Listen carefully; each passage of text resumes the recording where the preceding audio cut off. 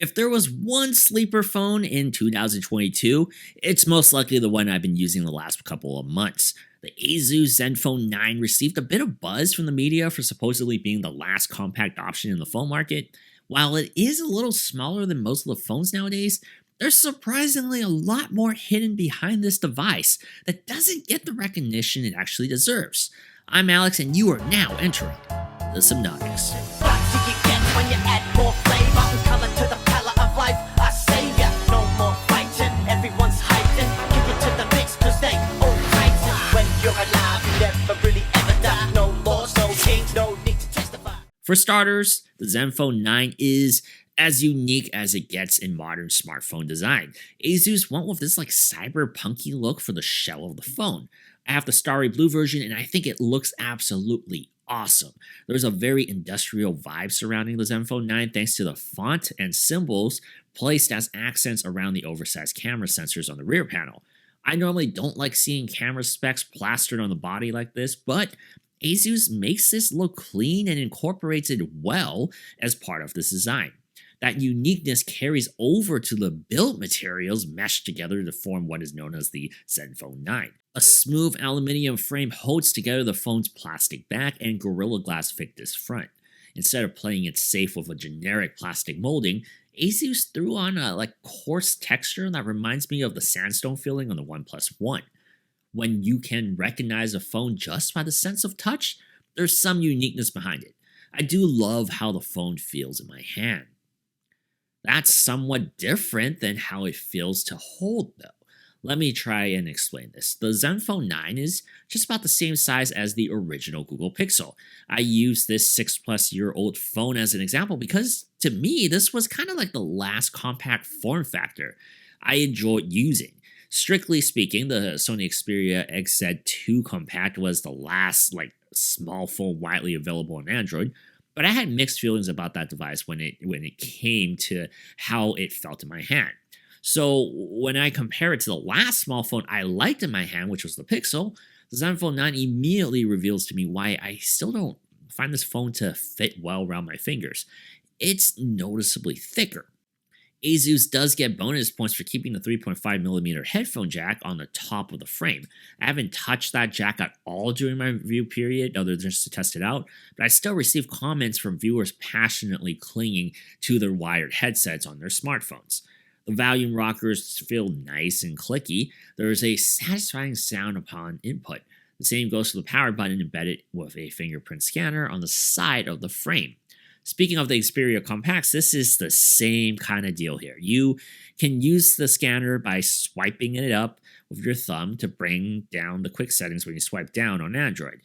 I love having these fingerprint gesture tools, but as with some of the other phones with the scanner in this position, I constantly trigger the motion when I don't intend to activate it. The secondary way to log in is through facial recognition. It's one of those blink and you miss it fast type of things. That setting, in combination with the tilt to wake, also drives me a little nuts as I'm simply just setting my phone onto the table and it would just unlock at the slightest motion. These are lifestyle experiences on settings I can easily be toggled off with, so they're just minor quirks in my book based on my usage. While it does have rounded chamfered edges like the Pixel, the Zenfone doesn't wrap around smoothly. They are just on different levels where the surfaces meet that aren't universally even like a lot of modern smartphones are. The best way to describe it is that it feels like an old smartphone with a removable back panel. Those back panels are usually not flush with the frame and submerged ever so slightly. I kept looking for a seam in which my nail could pry the back open because it just felt so similar in that way. Even though the Zenfone has a long 20:9 aspect ratio, my thumb still can't fully reach across the screen. My hand size is pretty average for an Asian male, but I was able to accomplish this Herculean feat on my phone like the iPhone 12 mini, so it isn't impossible to do with phones in this era. Of course, this probably doesn't matter to a lot of people anyway. Speaking of that extra width, The Zenfone 9 is also a bit heavy to hold. It's 169 grams because of the 4300 milliamp hour battery. That is a beast for this phone's longevity. I rarely get below 40% after 12 plus hours in a workday. I average about 7 to 8 hours of screen on time during my 2+ months reviewing this phone. That's exceptional battery life by my standards. This is a phone that can just last about like 2 days for just about any normal human being.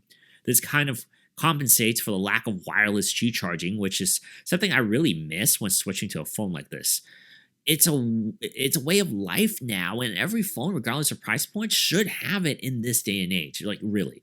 However, the 30-watt wired charging is really fast for this phone. It doesn't take long to get the battery back up to a healthy percentage. That tremendous battery life showing could have something to do with the Android experience from Asus. During my review period, I updated the phone from Android 12 to Android 13 in, I think, around December. And it's actually been running well. Like a lot of other OEMs nowadays, Asus's own custom Android skin, Zen UI, has really taken a step back and diluted some of their features in order to give users a cleaner experience. You can still choose to go with an app drawer like Asus's preferred style, but you can also run it as close to stock Android as you possibly can too. Part of the appeal that makes the Zenfone feel like a well-rounded package is due to the Qualcomm Snapdragon 8 Plus Gen 1 processor. Pair that with 6GB of RAM and 128GB of storage, and this has the power to keep up with some of the highest end phones on the market. That's basically been my experience using this as my daily driver. It just runs effortlessly through my app suites and is up to par with what I expect from flagship device levels. All the mobile games I've been running just play flawlessly. The one annoyance I felt was that the aluminum frame and the plastic back did get a little bit uncomfortable to touch after maybe say roughly 15 minutes or so of gaming consistently. The phone would occasionally heat up while browsing on Reddit for a prolonged period of time, and this updated flagship processor should handle heat better than the 8 Gen 1, but it is something that I noticed during everyday use. This isn't a gaming phone, so that's to be expected, of course. The heating issues also rears its warm head when using the camera.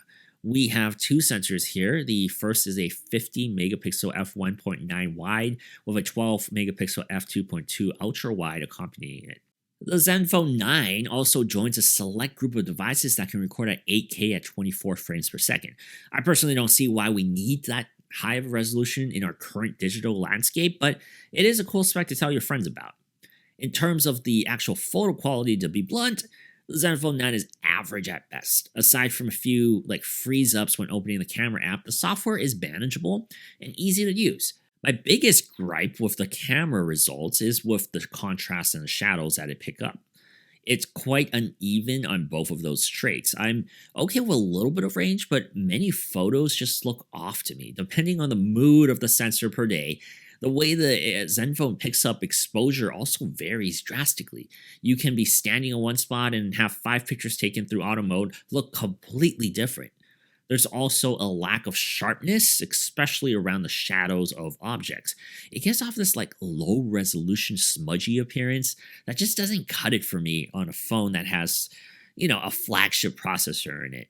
That in combination with what I would classify as a muted saturation of colors look, and it just feels like a subpar camera experience throughout. Pro mode does help alleviate some of my qualms with this camera, but overall, I wouldn't classify this as a versatile point-and-shoot type of phone camera. While it's not the worst camera I've used for $700, I do expect better results if this is my personal daily driver. As far as the display goes, there's a Super AMOLED panel at a resolution of 1080 by 2400p. That's a dense 445 ppi that supports up to 124 Hz refresh rate. The Zenfone also has a 5.9-inch display size that might be deceptive to process due to the small footprints it sits on. While it definitely isn't the sharpest display out there, the blacks are still nice and deep-hued with vast viewing angles, giving this smaller form factor plenty of opportunities for multiple sets of eyes to aim at it. It's a respectable viewing experience that I did enjoy using. I think the Zenfone 9 is a fascinating cell phone for me to analyze right now. It doesn't really do anything particularly well, and it certainly has its minor annoyances, but it's also provides tremendous sheer power for only $700 while existing in a blueprint that isn't as common as it used to be 5 years ago. I would still recommend anyone looking for a true compact phone with great performance to value ratio to jump ship to Apple. I've been saying this for a couple of years now, and that still sounds kind of crazy if you were around during the early Android iPhone days. No one really knows where the Apple lineup is going with their mini and SE products, but as somebody who has owned almost every single compact phone to have existed since the mass migration to behemoth displays became a thing in 2016, Apple has the best compact phones right now. Even with that stated, I do like what I see from the Asus Zenfone 9, and I hope they keep trending in this direction. There's way too many large phones on the market. A good flagship performing phone with a little bit of spunk behind the design should resonate really well with buyers at this $700 price range. If you really have to stay on Android while wanting a smaller footprint, the Zenfone will make you quite happy if you decide to buy it. Thank you so much for watching the video. Once again, I'm Alex from the Sypnotix. Let me know what you guys think of the Zenfone 9. Be sure to hit that subscribe button. It really helps the channel, and like this video if it helped you with your decision. And I'll see you guys in the next video. You know what I like? Likes. You know what I don't like? A non-subscriber. So please subscribe and stay tuned for more. When you're at